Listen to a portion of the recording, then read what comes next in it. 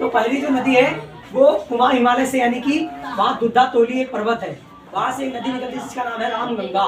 और रामगंगा कई मुख्य धाराओं से मिलकर बनती है। ये आती है और उत्तर प्रदेश में प्रवेश कर जाती है। उत्तर प्रदेश में प्रवेश करके गंगा नदी में मिलती है जाकर, जहाँ वो कहाँ मिलती है, कन्नौज में। कहाँ मिलती है, कन्नौज में। रामगंगा कहाँ पे गंगा में मिल रही है, कन्नौज में मिलती है जाके।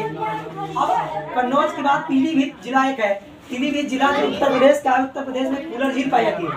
फूलर झील से गोमती नदी निकलती है और ये कई शहरों से होते हुए, जैसे कन्नौज से होती हुई गोमती नदी लगभग सीतापुर जिले से निकलती है, हरदोई जिले से होते हुए, फिर लखनऊ में होते हुए, लखनऊ के बाद सीधा जाके वाराणसी में गाजीपुर स्थान पड़ता है। उस गाजीपुर स्थान में ही जाकर गंगा से मिल जाती है। साई नदी हरदोई और शाहजहांपुर के बॉर्डर से निकलती है। कहाँ से, हरदोई और शाहजहांपुर बॉर्डर से निकलती है। हरदोई और शाहजहांपुर के बॉर्डर से निकलकर ये गंगा में मिल जाती है जाके उन्नाव जिला के बाहर, ठीक है, कानपुर के आसपास। और इधर जो हमारी नदी निकलती है इसका नाम है शारदा। शारदा को नेपाल में काली नदी के नाम से जाना जाता है, समझ में। और जब ये उत्तराखंड में यानी कि आ जाती है पूर्णागिरी पर्वत पर, तो इसका नाम हो जाता है शारदा नदी। शारदा नदी बहती हुई घाघरा में आकर मिलती है बहराइच के जिला के आसपास। कहाँ मिलती है आकर, बहराइच जिला में मिलती है आकर बहराइच। और फिर एक घाघरा नदी में, घाघरा नदी कहाँ से निकली, नेपाल से, महान हिमालय से निकलती है। और ये राप्ती नदी निकलती है। राप्ती नदी नेपाल से निकलकर गोरखपुर होते हुए देवरिया जिले में किससे मिल जाती है, घाघरा से। और घाघरा मुख्य धारा से बहती हुई कुशीनगर में उत्तर प्रदेश में गंगा से मिल जाती है।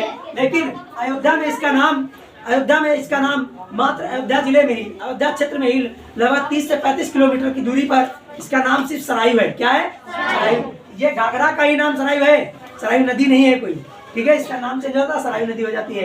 फिर आती है गंडक नदी, नेपाल से निकलती है। कहाँ से निकलती है, नेपाल से निकलकर उत्तर प्रदेश के कुछ क्षेत्रों में बहती हुई और ये बिहार में बहती हुई पटना में आकर मिल जाती है। किससे, गंगा से। किससे मिल जाती है, गंगा से।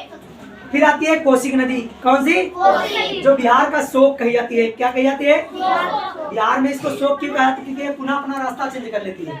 ये भी कई नदियों से मिलकर बनती है। तामुर कोसी, अरुणा कोसी, सन कोसी, कई मुख्य धाराओं से मिलकर कोसी नदी भी उत्तर बिहार में प्रवेश करती है। बिहार में बहती हुई खड़े ढाल से पानी गिरता हुआ कई सारे शहरों से होती हुई आकर मुंगेर जिला में बिहार से मिल जाती है। फिर महानदी दार्जिलिंग की चोटियों से निकलकर, दार्जिलिंग की चोटियां कहाँ है, पश्चिम बंगाल में है।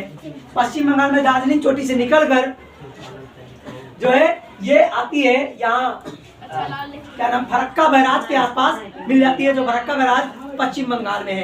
कहाँ है, इस नदी का नाम महानदी है। और फरक्का बैराज से ही गंगा नदी से एक वितरका निकाली गई है।